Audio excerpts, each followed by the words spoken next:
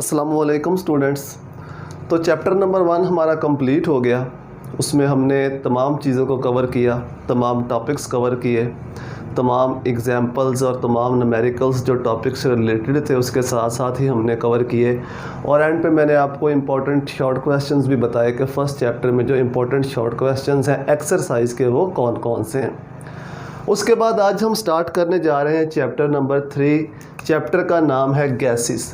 Gases के बारे में हम स्पेसिफ़िकली इस चैप्टर के अंदर स्टडी करेंगे, लेकिन गैसेस के टॉपिक शुरू करने से पहले, गैसेस को स्टार्ट करने से पहले हम कुछ स्टेट ऑफ मैटर के बारे में पढ़ेंगे। जो हम पढ़ते हैं states of matter, gas, liquid और सॉलिड, उनकी कुछ प्रॉपर्टीज़ के बारे में स्टडी करेंगे। फिर उसके बाद स्पेसिफिक टॉपिक शुरू होगा गैसेस का। उसके बाद फिर हम गैसेस के बारे में सारे टॉपिक्स जो हैं वो डिस्कस करेंगे। तो 3 स्टेट्स ऑफ मैटर जो हम कॉमनली पढ़ते हैं, गैस, इसकी प्रॉपर्टीज़ को हम देखेंगे। गैस के बाद लिक्विड की प्रॉपर्टीज़ को हम स्टडी करेंगे और लिक्विड के साथ फिर सॉलिड की प्रॉपर्टीज़ को हम स्टडी करेंगे, कंपेयर करेंगे इनकी प्रॉपर्टीज़ को एक दूसरे के साथ। तो सबसे पहले अगर हम बात करें पार्टिकल्स के दरमियान डिस्टेंस की या इंटरमॉलिक्यूलर फोर्सेस की, तो जो गैसेस के पार्टिकल्स होते हैं उनके दरमियान डिस्टेंस बहुत ज़्यादा होता है, एक दूसरे से बहुत दूर दूर होते हैं गैसेस के पार्टिकल, और इनके दरमियान जो इंटरमॉलिक्यूलर फोर्सेस हैं वो ना होने के बराबर होती हैं। इनके दरमियान जो इंटरमॉलिक्यूलर फोर्सेस हैं वो ना होने के बराबर होती हैं, और गैसेस का जो मोशन है वो रैंडम मोशन होता है। गैसेस का मोशन रैंडम होता है, यानी मॉलिक्यूल्स एक दूसरे के साथ अटैच नहीं होते, ये रैंडम मोशन करते हैं। कोई मॉलिक्यूल ऊपर को जा रहा है, कोई नीचे को जा रहा है, कोई लेफ़्ट को जा रहा है, कोई राइट को जा रहा है। इसके मुकाबले में अगर हम लिक्विड्स की बात करें तो लिक्विड में जो मॉलिक्यूल्स हैं वो एक दूसरे के करीब करीब होते हैं, एक दूसरे के करीब करीब होते हैं, और मॉलिक्यूल्स के दरमियान इंटरमॉलिक्यूलर फोर्सेस ऑपरेट करती हैं। इंटरमॉलिक्यूलर फोर्सेस क्या होती हैं? वो फोर्सेस जो मॉलिक्यूल्स को आपस में जोड़ के रखती हैं उनको हम इंटरमॉलिक्यूलर फोर्सेस कहते हैं। जिस तरह अगर हमारे पास ग्लास हो, ग्लास के अंदर वाटर हो, तो उसके अंदर वाटर के लाखों करोड़ों मॉलिक्यूल होते हैं, लेकिन वो किस फोर्स के तहत जुड़े होते हैं, उस फोर्स को हम कहते हैं इंटरमॉलिक्यूलर फोर्स, जो मॉलिक्यूल्स को आपस में जोड़े रखती है। तो लिक्विड के अंदर इंटरमॉलिक्यूलर फोर्सेस होती हैं, लेकिन लिक्विड के मॉलिक्यूल्स भी मूव कर सकते हैं, लिक्विड के मॉलिक्यूल्स भी मूव कर सकते हैं। इसीलिए जो लिक्विड की शेप है वो स्पेसिफिक नहीं होती। ग्लास में डालो तो ग्लास जैसी शेप बन जाएगी, जग में डालो तो जग जैसी शेप बन जाएगी। तो लिक्विड के मॉलिक्यूल्स भी मूव कर सकते हैं, इधर उधर हरकत कर सकते हैं। इसके बरक्स अगर हम सॉलिड की बात करें तो सॉलिड में जो पार्टिकल्स हैं वो क्लोजली पैक्ड होते हैं, मतलब उनके दरमियान जो डिस्टेंस है वो ना होने के बराबर होता है, बिल्कुल क्लोजली पैक्ड होते हैं। इसको क्लोज पैकिंग कहते हैं। सॉलिड के पार्टिकल मूव नहीं कर सकते, सिर्फ अपनी पोजीशन के ऊपर वाइब्रेट करते हैं, थरथराते रहते हैं अपनी पोजीशन के ऊपर। तो अगर हम बात करें शेप और वॉल्यूम की, पहली प्रॉपर्टी अगर हम शेप और वॉल्यूम की बात करें तो गैसेस दोनों नॉट फिक्स्ड, ना गैस की शेप फिक्स होती है और ना ही गैस का वॉल्यूम फिक्स होता है। जितने बर्तन में डाल दोगे ये सारी स्पेस को ऑक्यूपाई कर लेता है। तो शेप और वॉल्यूम दोनों फिक्स नहीं होते गैस के। इसके बरक्स अगर हम बात करें लिक्विड की, तो लिक्विड की जो वॉल्यूम है, जो लिक्विड का वॉल्यूम है वो फिक्स रहेगा, वो फिक्स होगा, ठीक है, लेकिन जो शेप होगी लिक्विड की वो फिक्स नहीं होगी। शेप नॉट फिक्स्ड, मतलब जिस तरह के बर्तन में डालोगे उसी तरह की शक्ल बन जाएगी, लेकिन वॉल्यूम अगर 1 लीटर है तो वो 1 लीटर ही रहेगा, वो वॉल्यूम चेंज नहीं होगा। सॉलिड्स की, सॉलिड की शेप और वॉल्यूम दोनों फिक्स होते हैं। शेप और वॉल्यूम दोनों जो हैं ये क्या होते हैं? फिक्स होते हैं, ना शेप चेंज होती है और ना ही इसका वॉल्यूम चेंज होता है। तो ये तो होगी पहली प्रॉपर्टी। दूसरी प्रॉपर्टी अगर हम इंटरमॉलिक्यूलर फोर्सेस की बात करें, इंटरमॉलिक्यूलर फोर्सेस, मॉलिक्यूलर फोर्सेस, तो गैसेस में नेग्लिजिबल ना होने के बराबर हम कहते हैं कि गैसेस में जो इंटरमॉलिक्यूलर फोर्सेस हैं वो नहीं होती। गैसेस में नेग्लिजिबल ना होने के बराबर लिक्विड्स के अंदर जो इंटरमॉलिक्यूलर फोर्सेस हैं वो स्ट्रांग होती हैं, गैसेस के मुकाबले में बहुत ज़्यादा स्ट्रांग होती हैं, और सॉलिड में जो इंटरमॉलिक्यूलर फोर्सेस हैं वो सबसे ज़्यादा स्ट्रांग सॉलिड के अंदर होती हैं इंटरमॉलिक्यूलर फोर्सेस। तो इसके बाद अगर हम नेक्स्ट पॉइंट की बात करें इंटरमॉलिक्यूलर फोर्सेस के बाद, density of gases is very low. Density का फार्मूला क्या होता है? मास पर वॉल्यूम, मास पर वॉल्यूम। अब गैस के जो मॉलिक्यूल्स हैं वो बहुत दूर दूर होते हैं एक दूसरे से, मतलब वॉल्यूम बहुत ज़्यादा ऑक्यूपाई करते हैं लेकिन उनका मास बहुत कम होता है। अगर हम एक सिलेंडर लें तो सिलेंडर के अंदर कंप्रेस करके भी गैस को हम 10 या 12 किलो फिल कर सकते हैं, लेकिन उसी सिलेंडर के अंदर अगर हम वाटर फिल करें तो वो 40 किलो, 50 किलो, 60 किलो इतना वाटर उसके अंदर आ सकता है। तो इसका मतलब है कि गैसेस जो है वो वॉल्यूम ज़्यादा ऑक्यूपाई करती हैं लेकिन इनका मास कम होता है। इसका मतलब है कि गैसेस की डेंसिटी बहुत कम होती है as compare to liquid and solid. Liquid और सॉलिड की डेंसिटी करीब करीब होती है, लिक्विड की थोड़ी कम होती है, सॉलिड की उससे ज़्यादा होती है। लेकिन चूँकि गैसेस के पार्टिकल्स बहुत दूर दूर होते हैं इसलिए गैसेस की डेंसिटीज़ बहुत कम होती हैं। तो डेंसिटीज़ को अगर हम कंपेयर करें, गैसेस की बहुत बहुत बहुत कम होती हैं लिक्विड के मुकाबले में, और लिक्विड और सॉलिड की कंपेरेबल होती है, सॉलिड की थोड़ी से ज़्यादा हो सकती है लिक्विड की। तो ये रेशियो होती है डेंसिटीज़ की। अब इस लो डेंसिटी की वजह से जो गैसेस हैं ये लिक्विड और सॉलिड में अगर मौजूद हों तो उससे बबल आउट होती हैं, बाहर निकलती हैं। जिस तरह हम सोडा बोतल को खोलते हैं, जो हम इस्तेमाल करते हैं, जब उसको ओपन करते हैं तो उसमें जो कार्बन डाइऑक्साइड गैस होती है वो बबल्स की फॉर्म में बाहर निकलती है। इस तरह से किसी भी लिक्विड या सॉलिड के अंदर कोई गैस अगर मौजूद होगी तो लो डेंसिटी की वजह पे वो लो प्रेशर पे जाना चाहेगी, उससे बबल आउट होगी, बाहर निकलेगी। इसके बाद अगर हम नेक्स्ट प्रॉपर्टी की बात करें, diffusion and effusion. Diffusion and effusion, gases के अंदर डिफ्यूजन भी होती है और गैसेस के अंदर अफ्यूजन भी होती है, दोनों होती हैं गैसेस के अंदर। डिफ्यूजन का क्या मतलब होता है कि गैसेस का आपस में मिलकर होमोजीनियस मिक्सचर बनाना, उसको डिफ्यूजन कहते हैं। और डिफ्यूजन होती क्यों है? मॉलिक्यूल्स की मूवमेंट की वजह से होती है। तो गैसेस बहुत जल्दी एक दूसरे के साथ डिफ्यूज़ हो जाती हैं क्योंकि गैसेस के मॉलिक्यूल्स में इंटरमॉलिक्यूलर फोर्सेस नहीं होती।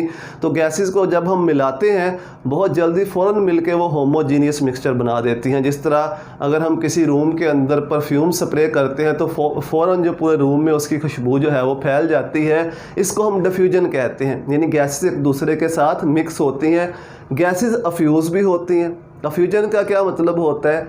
गैसेस के पार्टिकल का किसी स्मॉल ओपनिंग से 1 बाय 1 निकलना, एक एक करके गैस के मॉलिक्यूल का निकलना, इसको हम अफ्यूजन कहते हैं। तो गैसेस में डिफ्यूजन भी होती है और अफ्यूजन भी होती है। लिक्विड्स में डिफ्यूजन हो सकती है, लिक्विड्स में डिफ्यूजन हो सकती है, लिक्विड्स आपस में मिक्स हो जाते हैं। गैसेस के मुकाबले में स्लो होते हैं क्योंकि इंटरमॉलिक्यूलर फोर्सेस होती हैं इनके दरमियान, लेकिन डिफ्यूजन होती है, स्लो होती है गैसेस के मुकाबले में। जिस तरह अगर हम वाटर के अंदर इंक को शामिल करें तो इंक जो है वो थोड़ी देर बाद उसके अंदर मिक्स हो जाती है, होमोजीनियस मिक्सचर बन जाता है।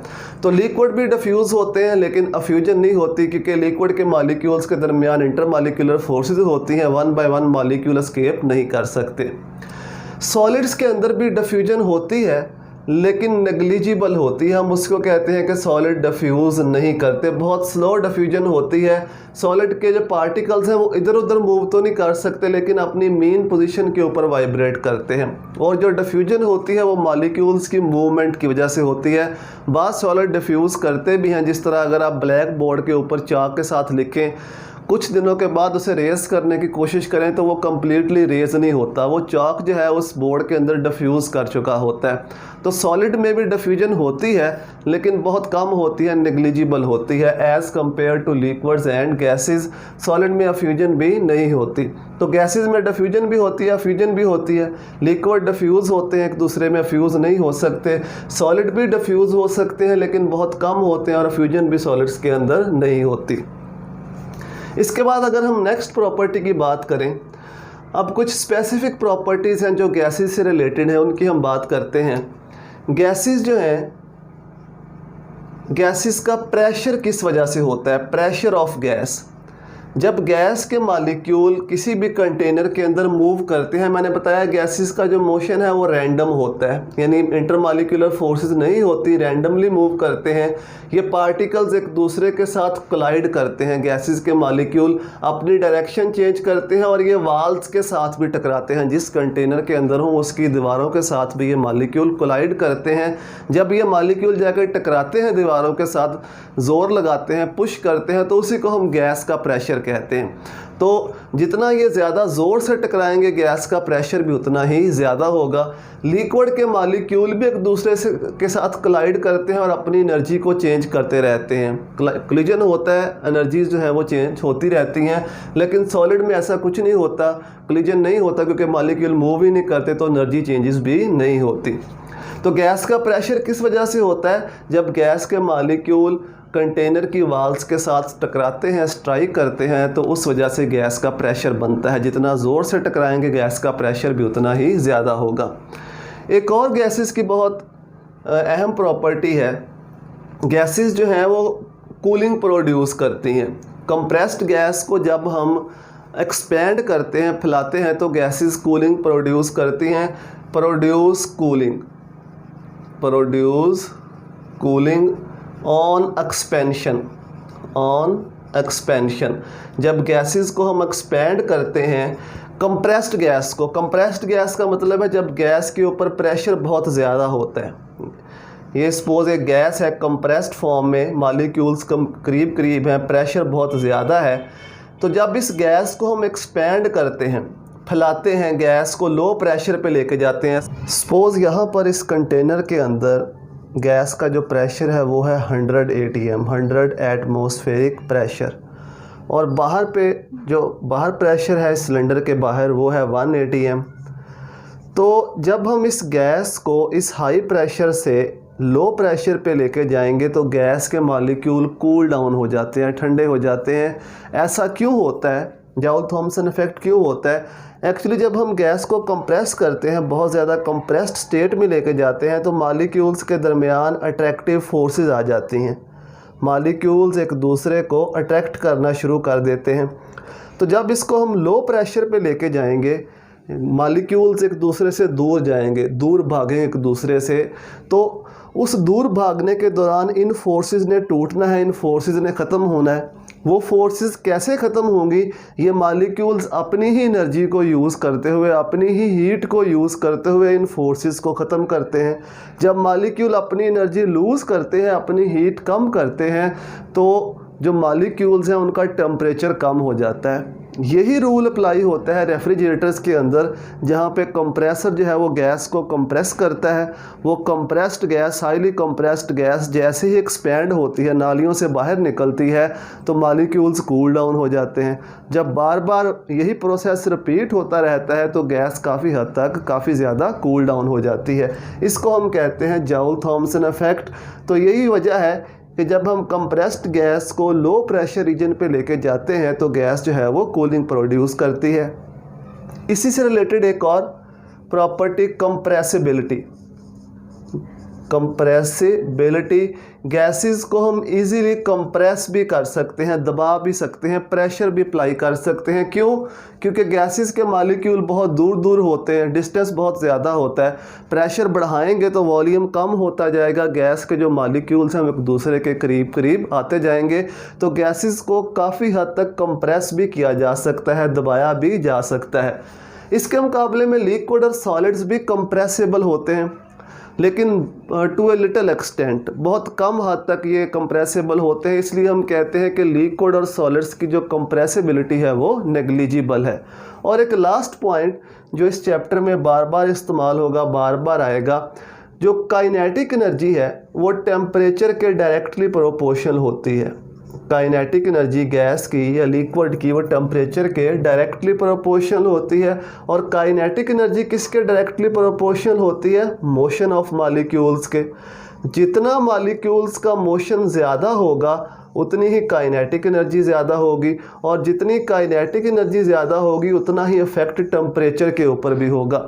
ये रिलेशन बार बार गैसेस वाले चैप्टर में इस्तेमाल होगा, तो यहीं से आपने इसको अच्छे से दिमाग में बैठा लेना है कि टेम्परेचर का काइनेटिक एनर्जी से क्या रिलेशन है और काइनेटिक एनर्जी का मोशन से क्या रिलेशन है। तीनों डायरेक्टली रिलेट हैं। अगर टेम्परेचर काइनेटिक एनर्जी बढ़ेगी, मोशन बढ़ेगा, तो टेम्परेचर भी इंक्रीज़ होगा। डायरेक्टली रिलेट करते हैं एक दूसरे के साथ। तो यही कुछ बातें थी जो आपको बतानी थी। गैसेस, लिक्विड और सॉलिड्स की प्रॉपर्टीज़ के बारे में इनका कंपैरिजन हमने देखा। तो अगर आपको ये वीडियो पसंद आती है, दोस्तों के साथ शेयर करें, उनको भी बताएं और कमेंट में ज़रूर बताया करें कि कौन सी चीज़ आपको पसंद आई, कहाँ पे बेहतरी की ज़रूरत है, कहाँ पे बेहतर किया जा सकता है। दुआ में याद रखिएगा। अल्लाह हाफिज़।